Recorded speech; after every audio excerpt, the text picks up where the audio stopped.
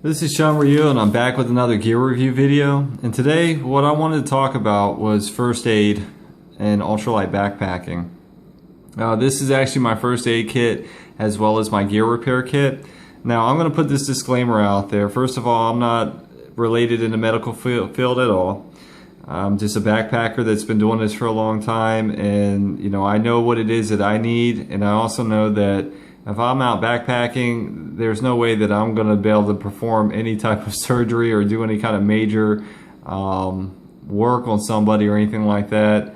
I know that my main focus is making sure that I have the stuff to get me to a point where I can be safe and get the medical treatment that I would need if something severe were to happen.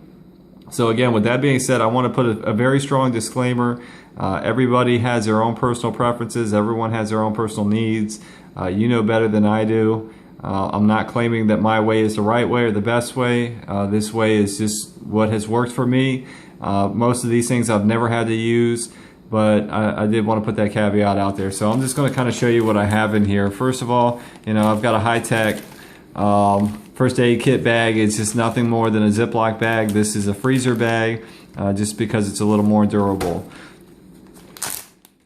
And let me also say this, for everything in here, the total weight is 2.5 ounces. So I figured that was important. Again, this is for first aid as well as for gear repair and my repair kit. So I'll go into everything in specific as to what I carry. And again, I want to stress the fact that this may not work for everyone, but it does work for me. So a couple of things. First of all, this is just a little pill bag. I just carry it around, weighs nothing. That way if I need another extra little Ziploc bag, it's in there. This right here is just a bunch of assorted bandages, just different sizes. Everything, I don't know if it's picking up on camera. Matter of fact, I'll just take everything out so you can see it. And what I did was I bought some first aid kits and I kind of picked and pulled what I wanted, and then I bought a couple extra things. So these are just assorted bandages. Here's a bigger one, some gauze pads, and then a bigger band-aid. And again, this is something that I would use for a week or carry for a week. If you go longer than that, you may want to carry a little more. These are just two more bigger band-aids. Piece of moleskin. I hardly ever use this stuff. I think I've probably had this same piece for about 3 or 4 years. As you can tell, there's not much use to it.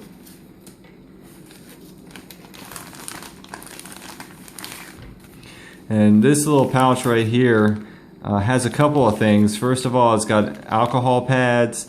It's got antiseptic wipes or antiseptic gels. I decided that I wanted to be able to carry them in little pouches. That way I don't have to carry a big container, but there's probably about 6 or 7 of them. Then I also bought this stuff called Wound Seal.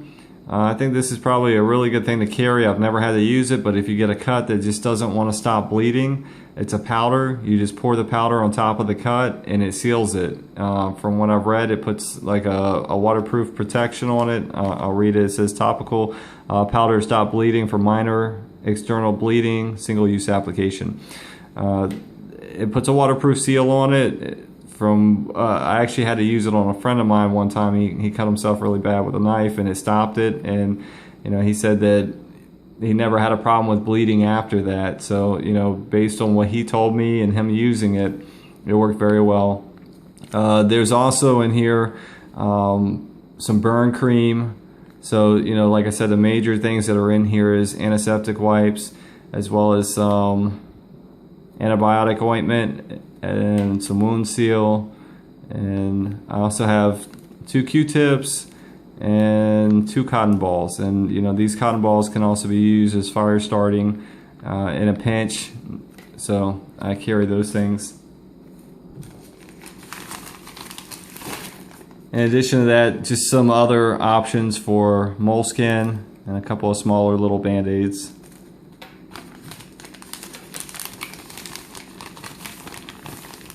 Then I also, depending on how long I'm going to be out, I average where I want at least 2 Tylenols per day, and these are extra strength.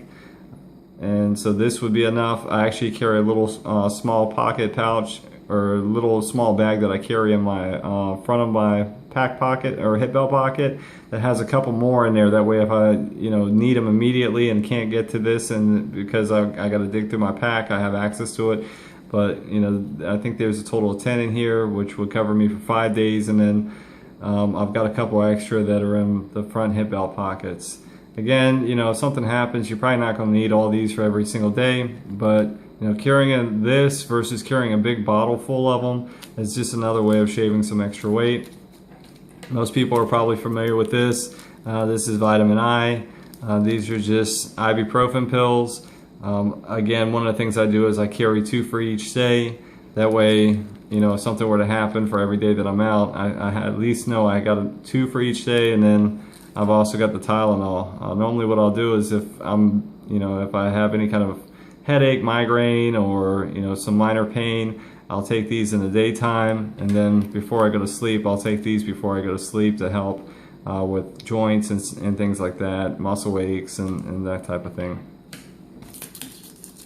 So that's pretty much my first aid kit. This right here, well, I take that back. There's a couple of things in here that can also be used for first aid. So, but this is what I would consider to be my gear repair kit. I carry a Neo Air X Light as well as a Pro Light. So this is a patch repair kit for those. A couple of zip ties. These are really small. Never know when you can use them, or there's 1,000,001 uses, so why not carry them? They're lightweight. I also have a piece of fishing line in here, or some fishing line, as well as, I don't remember what kind of cordage this is, but I want to say it's Dyneema. I could be wrong, but it's the equivalent to about 10 feet. So, if I need to lash something up or tie something up, it's just some extra cordage on top of what I have with my bear bag, just in a pinch, something that I could use. Duct tape, 1,000,001 reasons. I normally keep this on my trekking pole, or duct tape on my trekking poles, but I do also carry a small little roll for just in case. I've used this for everything from blisters to, attaching things or, closing things off. The list goes on. I don't need to explain it, but it's always good to have a roll of duct tape. And here's some other things that I carry that I consider to be useful for gear repairs, and I'll go ahead and open this up.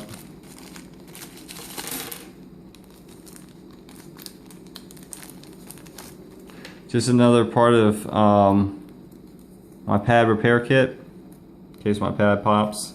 Hope it never happens, but I like to have it just in case.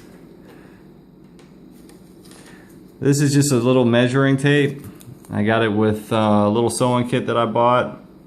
I just figured, it weighs nothing. It's a piece of paper, but I'm sure it could come in handy, and worst case scenario, if I needed it for fire starting, I can burn it. Super glue, another good thing to carry. I don't need to explain or go into specifics, but this is another one of those things where if you get a really bad cut, I've seen people do it plenty of times. You can actually pour this over your cut. It's not going to feel good, but it will definitely help to stop the bleeding. A friend of mine had a really bad stroke, and the doctors had to have a emergency procedure to stop bleeding his brain, and they actually had used super glue because the bleeding was so bad to stop bleeding. So the way I look at it is, if they can use super glue to stop bleeding in someone's brain, you could definitely use this to stop bleeding on anywhere externally. Again, I'm not a doctor, so I can't tell you if that's a safe thing to do, but I can tell you that I know it works. Just some extra thread, just in case I need to sew something up, and I just took a little piece of cardboard and just wrapped it around just to make it so I didn't have to take a full spool, and that would just shave some weight. Safety pins, don't need to go into specifics, but a lot of things you can use these for. These are also titanium hooks. When I bought my quilt or my underquilt for my hammock, I ordered a couple of extra ones just to have. I figure, you know, you could find a lot of uses for titanium hooks. They're strong, not to mention the fact that they're corrosion resistant, and they're very lightweight. These weigh absolutely nothing. Then what I also did was, here's 2 sewing needles. Let's see if it comes into focus. And all I did was take a piece of cardboard and some Scotch tape and just put them in there. That way they can't puncture anything. They're not poking through or anything, so just another thing that I did. And a line lock. Never know when you're going to need one of these. If you're like me and you use line locks, having a spare one doesn't hurt, and again, it has absolutely no weight. So if you have any recommendations, anything that you see that maybe I am missing, or you know, if you have any comments or questions, please feel free to comment below. Like, share, and subscribe. This is Sean Ryu. Thank you for watching. This is Sean Ryu, and I'm back with another gear review video. And today I'm just going to be doing a video on what's in my ditty bag. And before I get started, I actually wanted to give it up for Chad from Sticksblog. I saw one of his recent videos, and because of that, it really gave me,